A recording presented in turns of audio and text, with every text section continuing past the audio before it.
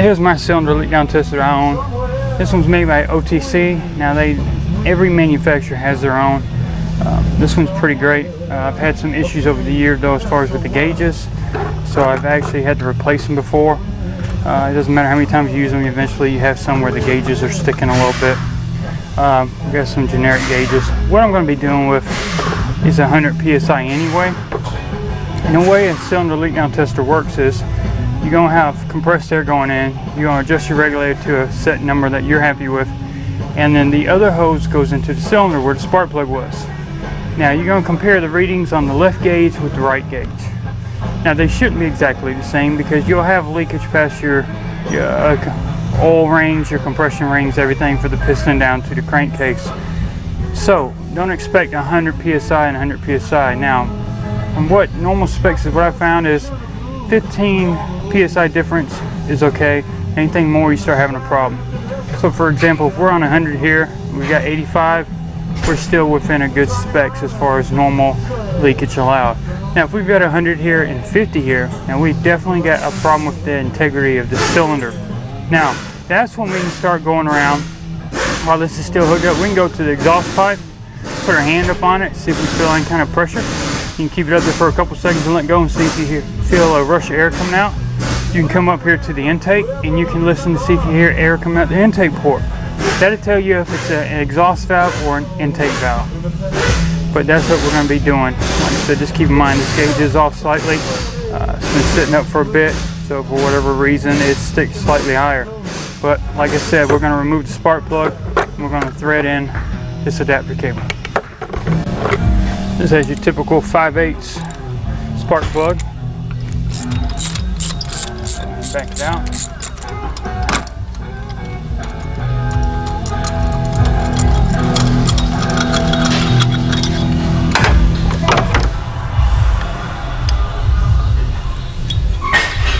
That's our spark plug.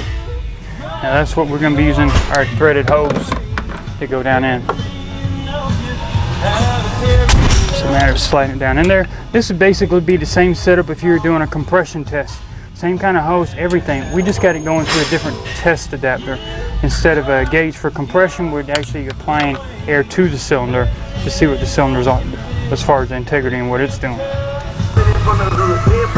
So when we're looking at our camshafts, we want to make sure that both cams are in such a position that the valves are not open. Now, we can look at the intake and tell that the valve's not open, but the exhaust though, however, it's starting to come around to where it's getting ready to open. So we need to rotate the engine in such a way that both the lobes are not making contact with the rocker up under, which then is not pushing on the valve spring. Like I said, the intake looks fine, but the exhaust does not.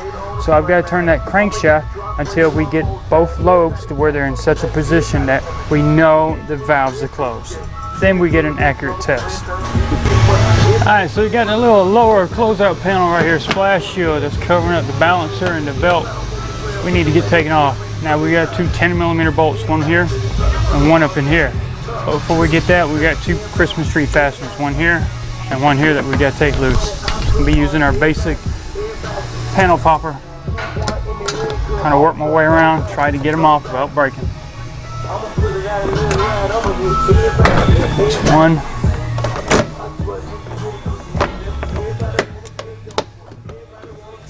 That's two. Now I can work on getting those two 10mm and getting this cover out of the way.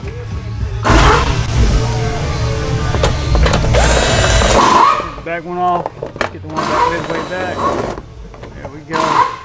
We got the cover out of the way. We got a 27mm socket that I'm going to be turning that crankshaft bolt with. I'm just a 1/2" drive ratchet. Now what I'm going to do is I'm going to look back up top, watch it as I'm turning it, and see where the cams are pointing, so I know that I've got one that the valves are closed as far as number 2. So let me rotate that crankshaft around, and as I'm doing it, you'll see that the camshaft is moving.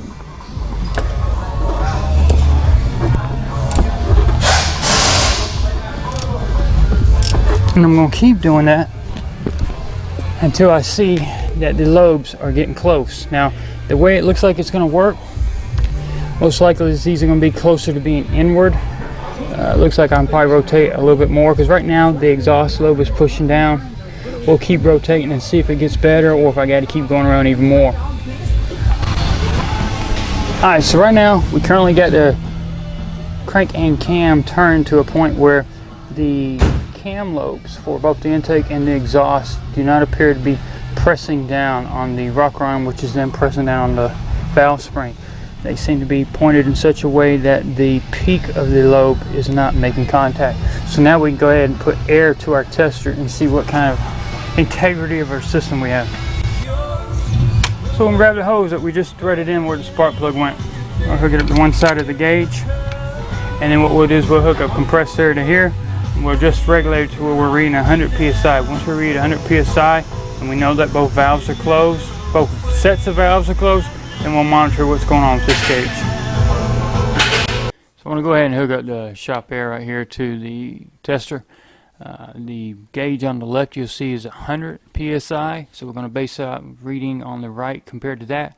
The one on the right is 25 psi, so that means we've got a 75% leakage on cylinder 2. Now what I can do is put my hand over the intake port, see if I feel any air rushing out. If not, we can move around to the tailpipe, see if anything's coming out there.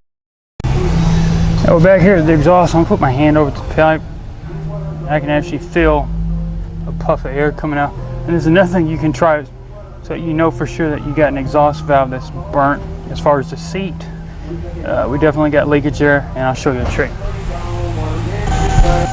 Alright, so I'm going to show you a little trick using a rubber glove. Put over the end of the tailpipe. Right now I've got the air turned off. We're going to hook it up to the tester. Go ahead! And watch. As you can see, we've got air getting into the exhaust, and that's where it's coming from, is a burnt exhaust valve seat. So, being that we already know that, we're going to need cylinder head. Alright, so now we've reached the point where we know what's going on. Now, let's backtrack. We removed the coil. We didn't see any burn marks or arc marks going through the boot.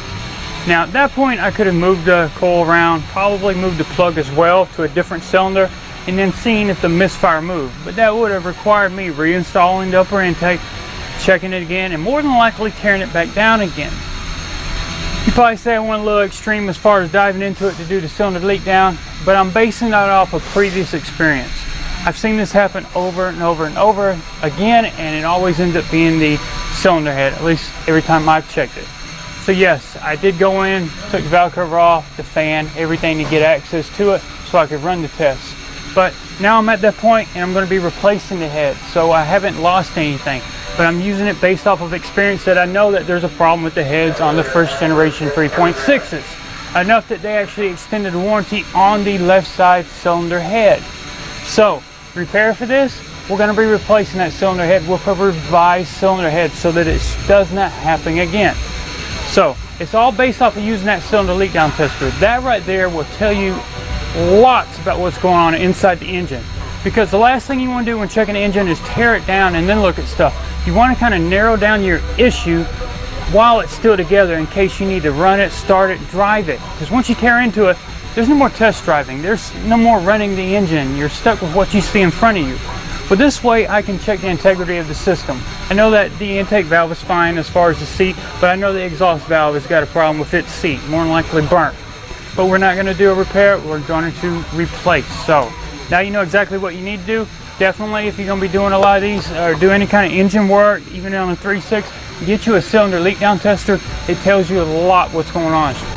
So at this point, I ask for any kind of thumbs up on YouTube. Don't forget to like me on Facebook, and you can check me out on Instagram as well as Twitter.